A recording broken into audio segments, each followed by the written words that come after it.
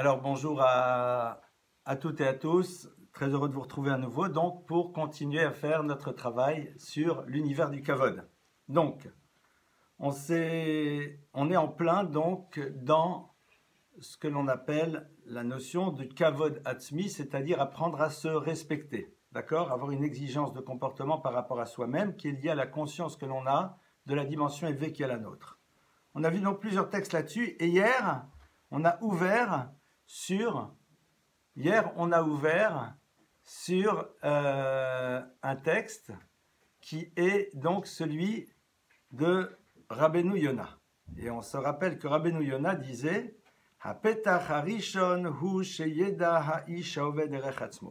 que la première porte à ouvrir, donc il y a une porte à ouvrir, il y a quelque chose à découvrir, eh bien c'est que Yeda, qu'il ait un savoir ha'ish l'individu, Erech Atzmo, sa valeur. Et l'idée était la suivante. Yeda, on a vu que la notion de Da'at, c'est donc la notion de la connaissance au niveau de l'intime. On a ouvert un tout petit peu sur ce que ça voulait dire dans l'univers d'ailleurs de l'intimité. Mais le point de départ, disait Rabbeinu Yona, c'est qu'il faut avoir chez Yeda, c'est-à-dire avoir une forme de conviction profonde à l'intérieur de nous-mêmes que nous avons une valeur intrinsèque en tant que telle, en tant qu'individu fait à l'image de Dieu, en tant qu'individu unique, en tant que personne qui, de par sa présence dans l'univers, amène quelque chose à cet univers, de par cette personne qui doit savoir aussi que avoir une valeur, ce n'est pas nécessairement lié à une réalisation que l'on va mettre en place, mais que tous les mouvements que l'on opère dans notre existence sont des éléments qui sont particuliers et uniques et qui apportent quelque chose au monde dans lequel on se trouve. Ça, c'est quelque chose de fondamental à inscrire de manière claire à l'intérieur de soi. Ça, c'était donc le premier point. Seconde partie, suite, donc des mots qu'il nous dit, Veyakir ma'alato ma'alata votav. Et qu'il a yakir, et qu'il ait la connaissance de sa dimension élevée et des éléments qui font de lui quelqu'un d'élevé. Ma'alot, c'est ce que j'appellerais aussi l'univers de ses qualités. Et là, donc, on a un autre terme qui est présent. Il y a, comme on l'a vu, yakir, cette forme de conviction profonde, et puis après, la notion de hakara. Alors, le terme de hakara, je ne sais pas s'il y a ici de distingués hébraïsants, sûrement il y en a, en hébreu et en Israël, par exemple, aujourd'hui. Si vous rencontrez une personne et vous avez envie de demander à cette personne si elle connaît telle et telle personne, d'accord ? Vous ne direz jamais Haïmata Yodea, Mr. ou Mrs. Aaron Cohen ou Sarah Levy. On ne dira pas Haïmata Yodea, est-ce que tu connais? Parce que, comme on a vu, le terme de Da'at, c'est la connaissance intime. Si vous dites ça, on va vous regarder, on va sourire. Si ce sont des gens qui sont sympathiques, qui comprendront le sens de votre question, on dira Haïmata Makir. Le Hakir, c'est-à-dire avoir une connaissance d'une réalité concrète d'un individu. Eh bien, il en est de même ici, chez Yakir Ma'alotav, c'est-à-dire être dans le savoir de ses qualités et de sa dimension élevée, de la même manière que je suis dans le savoir et la connaissance de quelqu'un. C'est-à-dire, si on me dit « Est-ce que je connais monsieur ou madame X ?» Si je dis oui, ça veut dire que j'ai sa connaissance, je sais qui est cette personne, je l'identifie, je vois qui elle est. Évidemment, je ne la connais pas de manière plus profonde au niveau de tout ce qu'elle est dans tous ses recoins. C'est la même chose. Le Hakir Ma'alotav, c'est être capable de décrypter et d'exprimer ce que sont les différentes qualités qui sont les nôtres. Et ça, rappelons-nous que Rabbeinu Yona dit Hapetach Harishon, c'est la première porte. C'est-à-dire, la première porte à ouvrir, c'est, comme on l'a vu, cette conviction profonde qui nous habite, que nous avons une valeur en tant que telle, ça c'est fondamental. Et je le dis avec un peu de véhémence parce que c'est tellement important. Et en même temps, la notion de le Hakir Ma'alotav. C'est-à-dire d'être capable de dire, je connais, comme je connais quelqu'un, mes Ma'alot, c'est-à-dire les différents éléments qui font de moi quelqu'un de grand. Et c'est quoi ces éléments? C'est ceux qui me permettent de devenir grand, c'est-à-dire mes qualités. Et rappelons-nous de l'enseignement de Rabbeinu Yona par ailleurs, qui nous dit que l'on n'a pas le droit d'être dans la découverte de ses défauts tant que l'on n'a pas une vision claire des qualités qui sont les nôtres. On va s'arrêter un petit peu sur cela, voir pourquoi on a tellement difficile à rentrer là-dedans. Alors, je fais d'abord une petite ouverture très rapide. Certaines personnes n'ont pas envie de connaître leurs qualités, parce que connaître ses qualités et les reconnaître, c'est tout simplement s'interroger dans un second temps sur ce que cela crée comme obligation. Dès le moment où vous savez que vous possédez des qualités, évidemment que la seconde question que vous allez vous poser, c'est si je dispose de ces qualités, c'est pour en faire quoi? J'ai envie de m'arrêter sur un terme qui est un terme que l'on utilise souvent, qui est le terme de pourquoi. Mais j'ai envie de le couper en deux. Pourquoi? Pour quelle raison? Souvent les personnes, lorsqu'elles ont des moments un peu difficiles, pas nécessairement dramatiques, dans leur vie, disent « mais pourquoi? C'est-à-dire, pour quelle raison voilà, je prends des trucs ridicules, je voulais acheter telle chose et il n'y en a plus dans le magasin alors que c'était tellement important pour moi, que sais-je? D'accord, on n'est pas dans le drame ici. Vous avez rarement des personnes qui posent la même question sur ce qui va. Pourquoi ça marche? Pourquoi le couple fonctionne bien? Pourquoi les enfants sont adorables? Pourquoi le business réussit tellement bien? C'est-à-dire, pour quelle raison on a mis à ma disposition cela? Alors vous allez dire, ça veut dire quoi mettre à ma disposition? On va rentrer, si vous le voulez bien, sur la vie de famille d'abord, tout simplement. Quand le matin vous vous levez et que vous savez que au niveau de la vie de famille, ça se passe correctement. Bien sûr, il y a ces petits hauts, ces petits bas, ces petites prises de bec, voilà, et puis, ok. Mais au fond, on se sent bien dans son couple, on se sent bien dans la relation à l'enfant. Ah bon, d'accord, il y a les petites ambiances du quotidien, sinon ça serait pas rigolo, hein, d'accord. Mais globalement, ça se passe bien. Et qui part? Cette personne part de chez elle. Son esprit est libre. Son esprit est libre.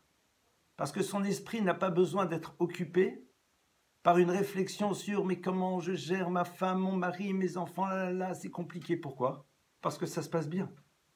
Donc pourquoi, pour faire quoi maintenant, je dispose de ce cadeau de ne pas avoir besoin, pardonnez-moi l'expression, de m'encombrer l'esprit, avec une réflexion sur toutes sortes de difficultés qui ne sont pas là.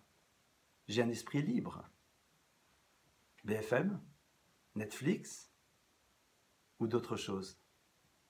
Quand quelqu'un se lève le matin, il va aller travailler ou parfois même ne va pas travailler parce qu'il n'en a plus besoin. Ou alors il va travailler parce que c'est bien, mais dans l'absolu, tout va bien. Donc il n'est pas dans cette angoisse, dans cette préoccupation de est-ce que le travail va fonctionner pour avoir de quoi nourrir ma famille?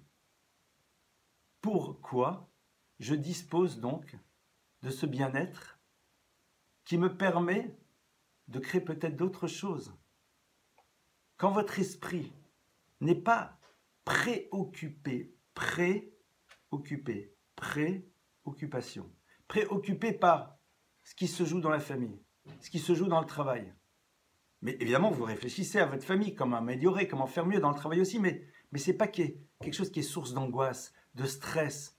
Vous avez dit, bon, comment on va gérer maintenant? Même en période de confinement, il y a certaines personnes qui disent, bon, mes actions ont un peu chuté ici et c'est là, comment on va gérer? Pour limiter les pertes. Mais attention, pour limiter les pertes, par rapport à un capital qui est déjà très important et qui, grâce à Dieu, va peut-être un peu baisser, je ne le souhaite à personne, mais quand vous êtes là et que ça baisse là, il ne faut pas oublier qu'il en reste quand même pas mal. Donc, ce n'est pas la même angoisse, évidemment, c'est un stress, mais ce n'est pas la même chose. Pourquoi j'ai ça à ma disposition? C'est-à-dire, j'ai un esprit qui est libre parce qu'il n'a pas besoin de se préoccuper de trop de certaines choses. Pourquoi je dispose de tel potentiel, de telle qualité, de telle capacité? Souvent, on n'a pas envie de partir à l'exploration de ces qualités, parce que connaître ces qualités, c'est nous renvoyer à la question de l'exigence que cela crée par rapport à nous-mêmes. Parce que pour un juif, si Dieu a mis à ta disposition des capacités particulières. Et chacune et chacun d'entre nous en a. C'est qu'évident, ils attendent que tu en fasses quelque chose. Je pense que la pire des choses dans la vie, c'est quoi? C'est pas de manger du porc à Kippour, mais c'est interdit et je ne le recommande à personne. C'est de transgresser un autre interdit de la Torah, qui est celui de gâcher. La Torah nous dit « Bal tashrit », ne gâche pas. Gâcher sa vie en ne voulant pas connaître son potentiel de réalisation, ou alors, même si on le connaît un peu, en l'utilisant dans des univers inappropriés. Alors, grâce à Dieu, dans la tradition juive, la notion de tchouva, de retour, existe. Et comme on l'a vu déjà dans d'autres cours, la culpabilité ne se doit pas d'être dans la Torah, ce n'est pas possible, parce qu'il n'y a rien de pire, elle nous enferme. Je viens de me rendre compte de ça qu'à 25 ans, à 35 ans, à 45 ans, à 60 ans. C'est génial. Parce que si tu t'es rendu compte de ça à 60, c'est que tu t'es pas rendu compte de ça à 61. C'est top. C'est top. C'est top. Évidemment, j'aurais préféré plus tôt. Enmit palolim al shavar, on ne prie jamais sur le passé. Et on ne sait pas ô combien ce passé, nous pouvons maintenant l'utiliser comme étant une forme d'expérience qui nous permettra par la suite de construire de très belles choses. On ne se rend pas compte tout de suite. C'est certaines personnes qui démarrent des études à toute vitesse, qui vont très rapidement avoir un diplôme, qui vont commencer à travailler, mais qui n'ont pas une expérience de vie qui leur permettra dans des situations de travail par la suite de savoir gérer les choses avec intelligence et recul. Parce qu'elles n'ont pas été habituées à l'échec, parce qu'elles n'ont pas été habituées à la frustration, parce qu'elles n'ont pas été habituées à se remettre de déception, etc., etc. Quand la vie nous a amenés, pour des raisons XY, à cela, eh bien, qu'on le veuille ou pas, on a un acquis. On a une force qui est là, qui sera utilisable par la suite. Découvrir ses qualités, c'est évidemment s'exposer à la question du pourquoi, et par la suite, à l'optimisation, non pas dans une dimension économique, mais dans une dimension, j'ai envie de dire, plus éthique, des capacités qui sont les nôtres pour pouvoir créer des choses merveilleuses. Et quand je dis créer, ce n'est pas nécessairement créer des choses visibles, tangibles. Vous savez, certaines personnes, elles ont parmi leurs qualités des choses incroyables, des capacités d'écoute, des capacités de créer des atmosphères sereines. Ces personnes-là ne créeront jamais des choses visibles de chez visibles, mais seront à l'origine de choses tellement merveilleuses. Parce que quand vous avez une capacité d'écoute, vous pouvez permettre à celui ou à celle qui ne va pas super bien de pouvoir se confier. Et cette personne qui s'est confiée, eh bien, cet espace que vous lui avez donné lui a redonné des énergies. Et elle va créer un truc de folie. Mais qui est à l'origine? Vous. Mais ça, vous ne le savez pas pour l'instant. Et peut-être que personne ne le reconnaîtra jamais. Mais ce n'est pas vrai. Il y en a un qui sait. C'est vous, si vous avez décidé d'en avoir conscience, et c'est le créateur de l'univers. Et que le point d'entrée, c'est vous. Il y a des personnes qui créent des atmosphères chez elles très sereines, très calmes. Et on en a parlé hier. Et celui qui est à l'intérieur de cette atmosphère se sent tellement bien qu'il ressort de là-bas avec des énergies qui va faire que lui, c'est un lui au masculin, au féminin, hein, qu'on soit bien clair, va réaliser des choses incroyables. On en a parlé hier. Mais je réinsiste là-dessus, c'est fondamental. Maintenant, il y a Kirma l'Otave. La première difficulté, c'est de ne pas vouloir se confronter à l'obligation qui se crée dès le moment où on est dans le savoir des potentiels qui sont les nôtres. Et les potentiels, c'est à la fois des qualités et aussi plein d'autres choses. S'interroger. Tu connais plein de monde, mais pourquoi d'après toi? Pour en faire quoi? Juste pour ton petit bénéfice? Tu peux ouvrir à travers ton réseau de connaissances plein de personnes à plein de choses.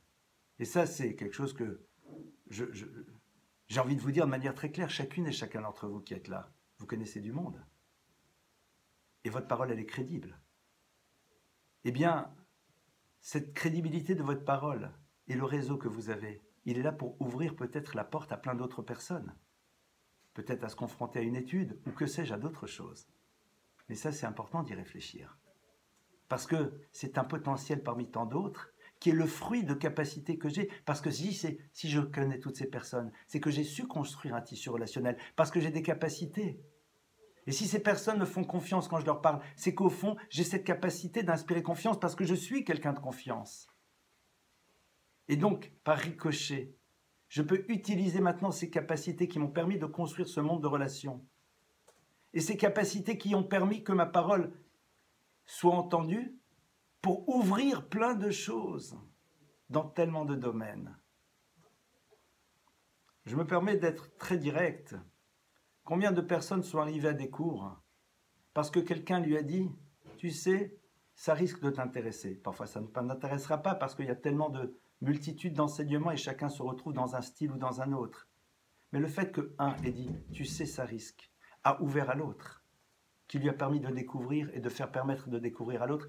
Et on est comme ça dans un système extraordinaire. Et ce sont des choses que j'ai vues. C'est ça aussi. C'est ça aussi qu'il faut avoir clairement en tête. Maintenant, par rapport à cette notion d'être dans le savoir de nos capacités, il y a une autre difficulté. Cette difficulté, c'est celle de s'imaginer que connaître ses capacités, c'est être dans l'orgueil. Et ça, c'est faux. C'est une vision qui n'est pas juive. Et pourquoi elle n'est pas juive, cette vision? Parce que les textes nous disent exactement le contraire. Pourtant, vous allez dire que vous avez peut-être entendu dans un autre cours, et j'ai dû moi aussi en parler dans un cours comme d'autres personnes en parlent, que l'orgueil est une chose à combattre de manière très très forte et que Dieu dit, entre l'orgueilleux et moi, il ne peut y avoir aucun contact parce que son moi ne peut pas coexister avec le mien parce qu'il refuse un autre moi que le sien. C'est vrai. Mais il y a un verset quand même. Il y a quand même un verset. Mais dans ce verset, il y a la réponse à la question. Dans le verset, il y a marqué « Vayikba libo bedarke Hashem ». Ce qui veut dire son cœur, libo, son cœur, le cœur, s'est enorgueilli, bedarke Hashem, dans les chemins de Dieu. Ça veut dire quoi que son cœur s'est enorgueilli dans les chemins de Dieu? L'orgueil dont on parle ici, c'est la conscience que l'on a des capacités que Dieu a mises à notre disposition, en nous rappelant qu'elles ne nous appartiennent pas, mais qu'elles sont mises à notre disposition pour réaliser de belles choses. Dites-moi, entre vous et moi, je vais prendre de nouveau des exemples, gros sabots comme j'adore. Allez, demain vous allez me voir dans une superbe voiture, on va être dans un truc très, très petit garçon encore. Mais de quoi je vais m'enorgueillir? Cette voiture ne m'appartient pas. Je ne suis que le chauffeur. Je ne suis que le chauffeur, mais bien sûr, comme il n'y a pas marqué chauffeur ici, alors ça ne se remarque pas. Ou alors quelqu'un me l'a prêté, que sais-je?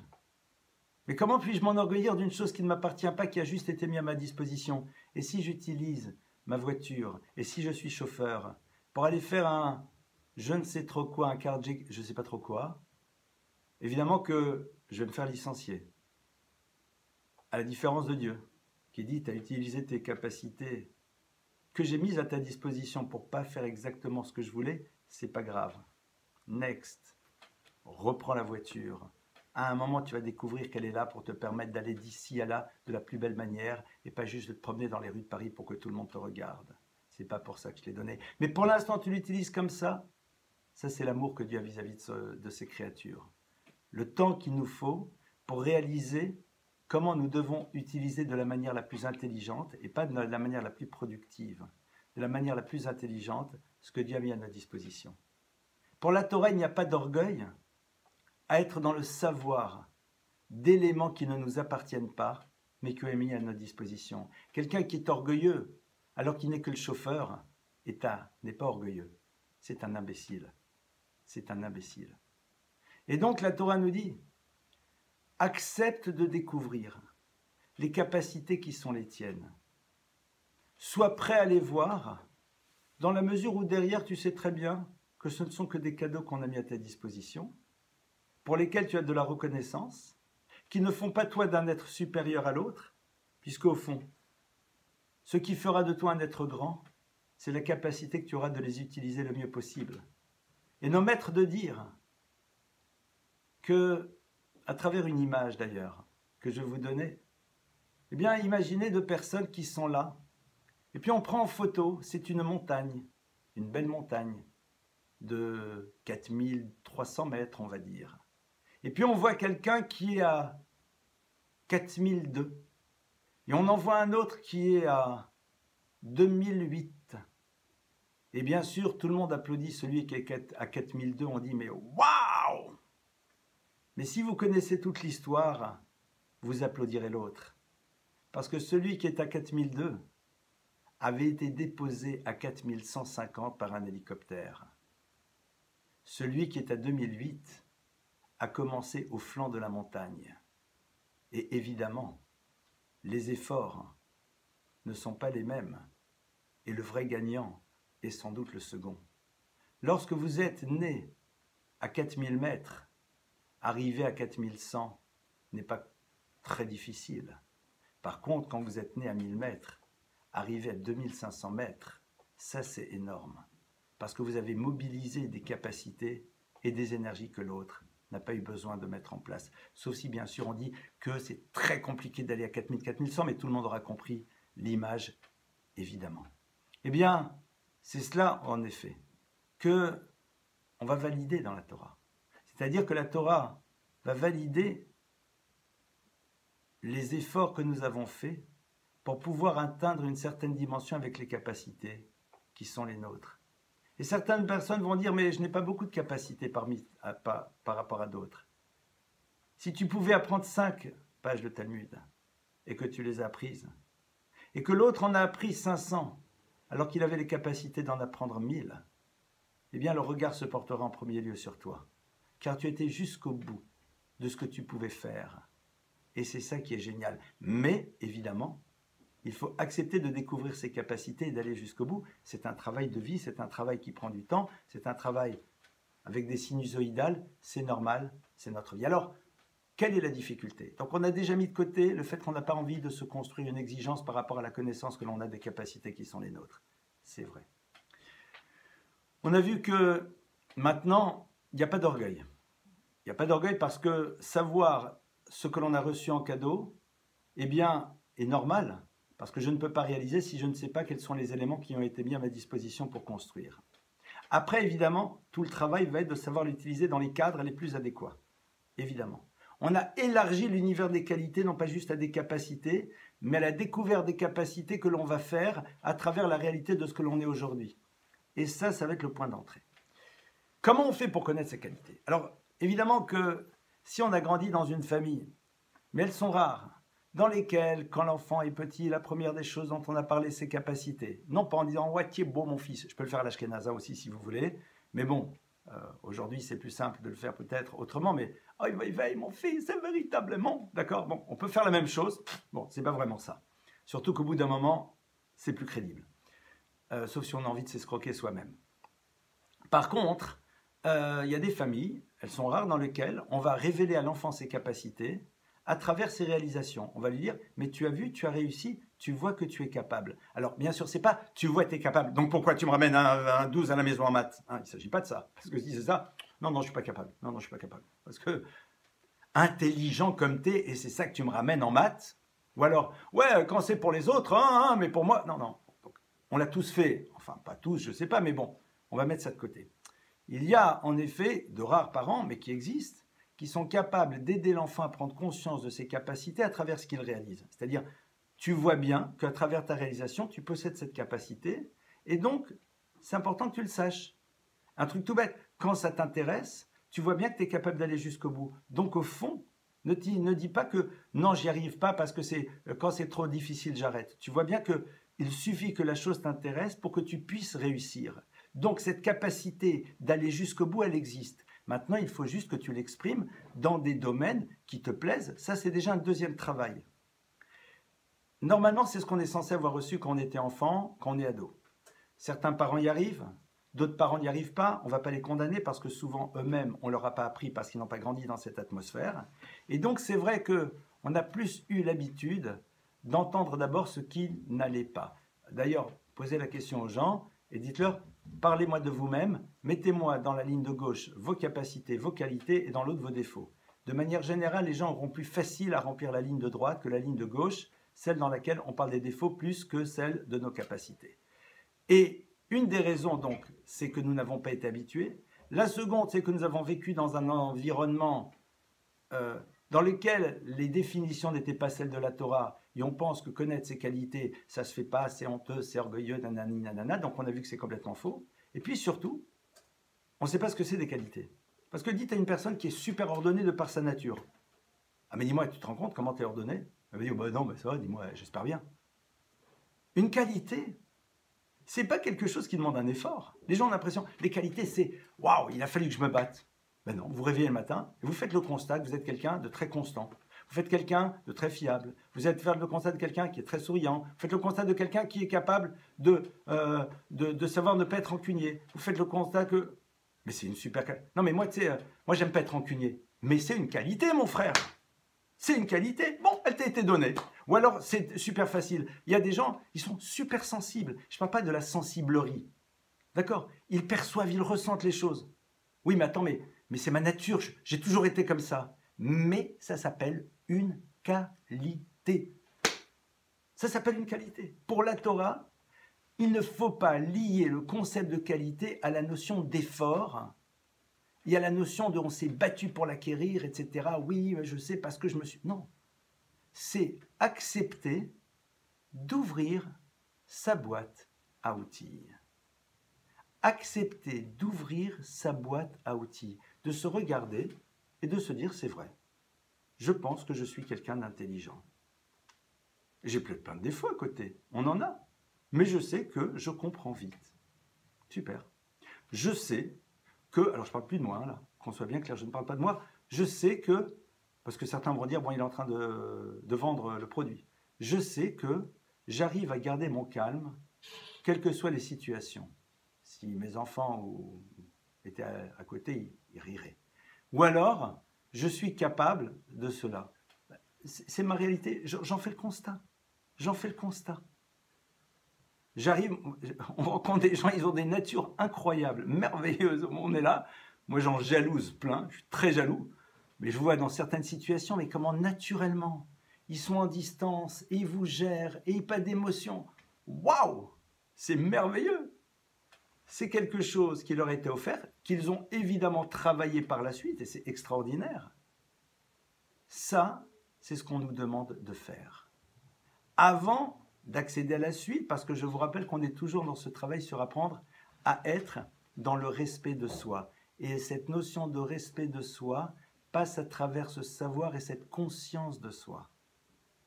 Donc, première chose, comme on l'a vu, la première porte à ouvrir. Avoir conscience que j'ai une valeur parce que j'existe et que je suis fait à l'image de Dieu et tout ce que ça implique. La seconde, chez Yakir Mahalato, qu'il connaisse ce qui fait de lui quelqu'un de grand. Et donc là-dedans, Mahalotav, ses capacités, ses qualités. Et c'est ce que je nous engage à essayer de faire comme travail. C'est-à-dire de ne pas avoir peur, d'être dans la découverte. Évidemment, parfois on n'a pas envie parce qu'on se dit « Waouh, mais j'ai gâché ». En mitpalelim alche avar, on ne prie jamais sur le passé. La notion de la culpabilité, c'est l'élément qui nous empêche d'avancer et de grandir. Ne tombons pas dans ce piège. Chaque jour où nous construisons, c'est un jour supplémentaire et on ne sait jamais, comme je l'ai dit tout à l'heure, ô combien ce que l'on croit être des échecs de vie sont des éléments qui ont bâti chez nous des choses. Et je redonne l'exemple de ce gosse qui a été là, est super, il a eu son bac à 15 ans, il a fait HEC, HLM, ce que vous voulez, il est devenu machin, etc. Il n'a jamais été confronté à des frustrations, jamais à l'échec. Et un jour, il est là, on lui dit, ben non, ça n'ira pas, non, on ne vous prend pas, et là, boum, il s'écroule. Alors il explose dans tous les sens. Et il réduit à néant. Et sa réputation et tout. Pourquoi? Parce que ça, il ne l'a pas encore acquis.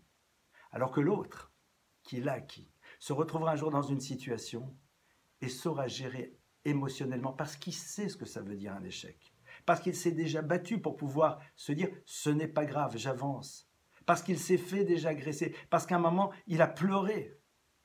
Et là maintenant, il a su apprendre et construire. Et dans des situations fondamentales de l'existence, ça sera peut-être dans la relation à un enfant, la relation à un couple, relation à un moment très important dans sa vie professionnelle. C'est ce qu'il croit être ses échecs, lui auront donné les ressources et il en fera le constat à ce moment-là. Donc, ne pas tomber dans ce piège d'avoir peur, de découvrir des choses qui pourraient nous dire « Waouh, quel dommage de ne le savoir que maintenant !» alors que si je l'avais su plus tôt, peut-être. Ne rentrons pas là-dedans, surtout pas. Voici ce que j'ai envie d'appeler à nouveau Chomer le Marshava, c'est-à-dire un certain nombre d'éléments pour réfléchir. Je nous invite évidemment à essayer de les utiliser autant que faire se peut. Je vous remercie évidemment pour votre présence et comme d'habitude, eh bien, nous allons maintenant prendre quelques instants pour vos questions éventuelles. Et dans tous les cas de figure, pour tout le monde, Bezrat Hashem, on se retrouve demain pour la suite et ce soir à 20h si vous le voulez, en tout cas pour le cours de Pirkei Avot. À vous maintenant pour les questions.